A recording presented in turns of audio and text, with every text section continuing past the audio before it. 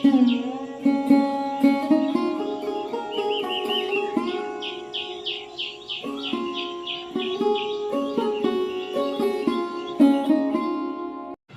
Morning everyone and welcome back to my channel. তোমরা সকলে কেমন আছো? আশা করছি ভালো আছো, সুস্থ আছো, আর আমিও খুব ভালো আছি। আজ হচ্ছে বৃহস্পতিবার আর এখন ঘড়িতে বাজে প্রায় 5:30। এই বৃহস্পতিবার দিন আমি একটু খুব সকাল সকালই ঘুম থেকে উঠি, কারণ সংসারের সব কাজকর্ম সেরে স্নান টান করে পুজো দিতে হয় তার জন্য। আর বেশিরভাগ দিন কাজকর্ম করে রান্নাবান্না সেরে তারপরে একবারে দুপুরবেলা স্নান করি। ঘুম থেকে উঠে বিছনাটা আগে গুছিয়ে নিচ্ছি। তো বাইরে দেখো কতটা আলো ফুটে গেছে। তো এখন 5:30 বাজে, এখন মনে হচ্ছে যে কত বেলা হয়ে গেছে।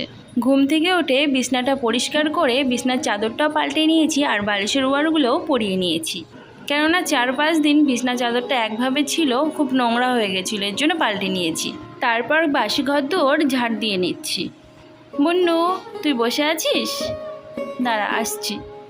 তোমরা একটা কুকুরকে দেখতে পাচ্ছ, এই কুকুরটার নাম হচ্ছে মুন্নু। এরই একটা যমজ বোন আছে, তার নাম হচ্ছে চুন্নু। তো এই দুই বোন একই রকম দেখতে। তো আমাদের পাড়ারই কুকুর এটা। ওকে সবসময় খেতে দিই বলে ও সব সময় ঘরের দরজার সামনে এসে বসে থাকবে, ভাববে এই বুঝি আমাকে খেতে দেবে।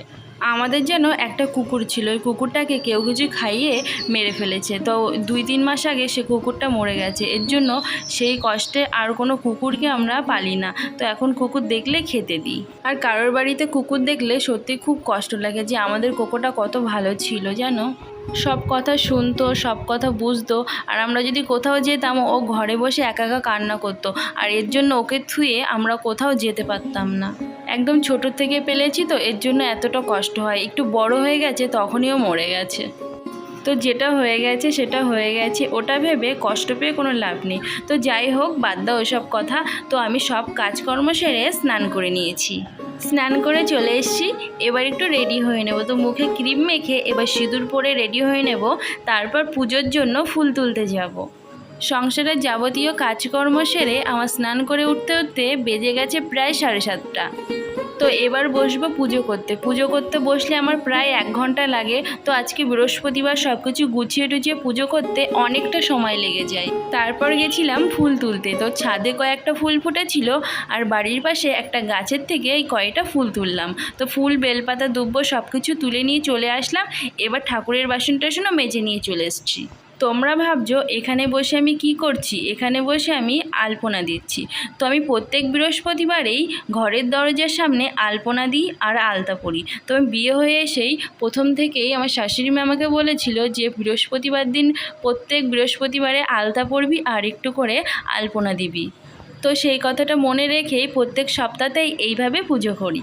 ঘরের দরজাতে একটু আলপনা দিয়েছি আর ঠাকুরের সিংহাসনে একটু আলপনা দিয়েছি, আর বেশি কোথাও দিইনি। তো দেখো, এদিকে পুজোটা আমার হয়ে গেল। আর পুজো দিতে দিতে আমার এদিকে 1 ঘন্টা প্রায় লেগেই গেছে সব কিছু গুছিয়ে আলপনা দিয়ে পুজো দিতে, তারপর ঠাকুরের পাঁচালি পড়তে আমার অনেকটা সময় কেটে গেছে। অনেকে বলে দাঁড়িয়ে দাঁড়িয়ে পুজো দিতে নেই, কিন্তু আমাদের দাঁড়িয়ে ছাড়া কোনো উপায় নেই পুজো দেওয়ার। ঘরের ভিতরে একটু জায়গা নেই যে বসে একটু পুজো দেব।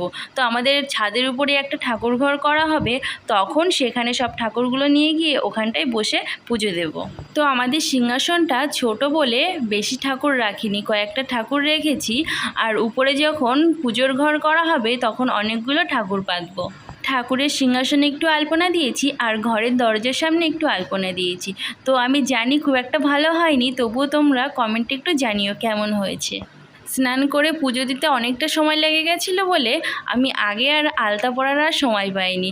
তার জন্য আমি পুজো দিয়ে তারপর ধীরে সুস্থে আলতা পরতে বসে গেছি। প্রত্যেক বৃহস্পতিবারে কারা কারা আলতা পরো অবশ্যই কিন্তু কমেন্টে জানিও। তারপর চলে আসলাম রান্নাঘরে। এবার রান্না বান্না শুরু করতে হবে। তো তার আগে খুব খিদে পেয়ে গেছিলো, তার জন্য এখানে আমি একটু ম্যাগি করে নেব। ম্যাগিটা করে খেয়ে নিয়ে তারপর রান্না বসাবো। তো এদিকে ম্যাগিটা রান্না হয়েও গেছে। তো সকালের ব্রেকফাস্টে কিন্তু আমি ম্যাগি খাচ্ছি আজকে। ম্যাগিটা খাওয়ার পরে সঙ্গে সঙ্গে বসিয়ে দিয়েছি এক পাশে ভাত আর এক পাশে ডিম সিদ্ধ। তো এখানে আমি 2টো ডিম সিদ্ধ বসিয়ে দিয়েছি 2 জনের জন্য। আর এই দিকে দেখো কত কাঁঠালের বীজ। তো এখানে এত কাঁঠালের বীজ কোথা থেকে আসলো সেটা ভাবছো? তো আমাদের ছাদের পাশে আছে একটা কাঁঠাল গাছ। তো ওই গাছে এত কাঁঠাল ধরেছে তোমরা দেখলে পাগল হয়ে যাবে।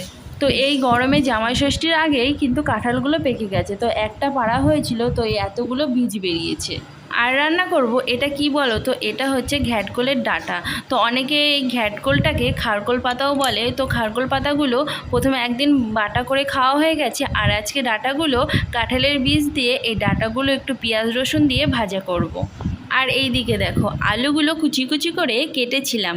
ডিম আর আলু আর পেঁয়াজ একসঙ্গে ভাজা খেতে কিন্তু খুব ভালো লাগে, ডালের সঙ্গে হোক বা যে কোনো কিছুর সঙ্গে হোক, এইগুলো খেতে কিন্তু খুব ভালো লাগে। তো আর বেশি কিছু রান্না করব না, এগুলো দিয়েই খাওয়া হয়ে যাবে।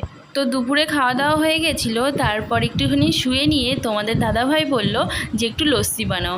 তো বললো যে ঘরে তো দই পেতেছ, ওই দইটা দিয়ে একটু ঘন করে লস্যি বানাও। তো প্রত্যেক দিন আমি ঘরে এইভাবে দই পাতি। তোমরা যদি দইয়ের রেসিপিটা দেখতে চাও, আমি অবশ্যই তোমাদেরকে এই রেসিপিটা শেয়ার করব, তোমরা দেখতে পারো।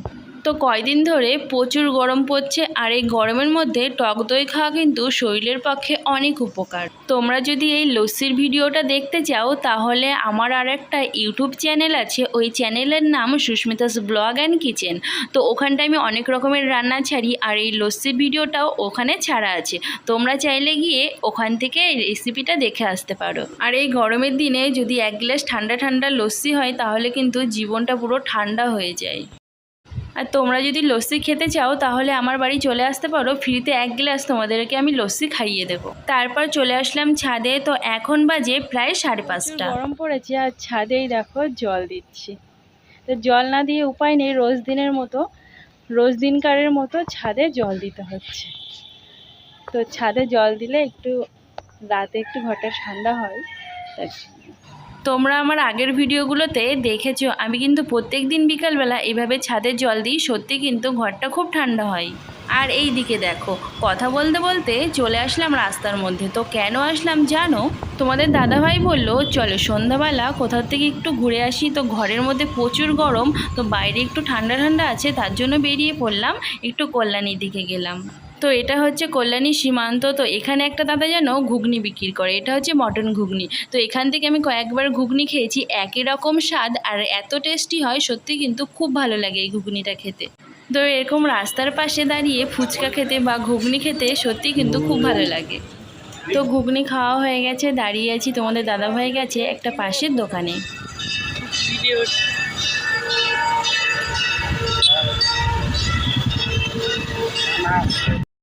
তো বাড়ির দিকে রওনা দিচ্ছিলাম, তারপর তোমাদের দাদাভাই বললো রোল খাবে, তারপর রোলের দোকানে আবার দাঁড়িয়ে পড়লাম। তো রোল অর্ডার দিয়ে অনেকক্ষণ দাঁড়িয়ে থাকতে হয়েছিল, তারপর রোলটা দিল। এবার আমরা বাড়ির দিকে যাচ্ছি। তো আমরা যখন কল্যাণী আসি, শুভমের রেস্টুরেন্ট থেকে রোল নিই। তো এই দোকানের রোল কিন্তু অনেক টেস্টি হয় অন্য দোকানের তুলনায়। তোমরা যদি কোনোদিনও কল্যাণী আসো, এই দোকান থেকে রোল খেয়ে দেখবে, সত্যি কিন্তু খুব ভালো খেতে। তো অনেকক্ষণ বাইরে ঘোরাঘুরি করে তারপর চলে আসলাম রোল নিয়ে বাড়িতে একদম। তো এই রোলটা এখন আমরা রাতে খাবো। তো এই এত বড় রোলটা খেতে আমাদের আর কিছু খাওয়া লাগবে না। তো ভিডিওটা আমি এখানেই শেষ করছি, আর সবাইকে জানাই গুড নাইট। আর আমি ভিডিওটা এখানে এন্ড করছি। আবার দেখা হবে অন্য কোনো ভিডিওর সঙ্গে। ততক্ষণ তোমরা ভালো থেকো, সুস্থ থেকো। আর আমার চ্যানেলটি যারা এখনও সাবস্ক্রাইব করোনি, অবশ্যই চ্যানেলটি সাবস্ক্রাইব করে দিও। আর ফেসবুক পেজ থেকে দেখলে অবশ্যই ফলো করে দিও। Bye bye.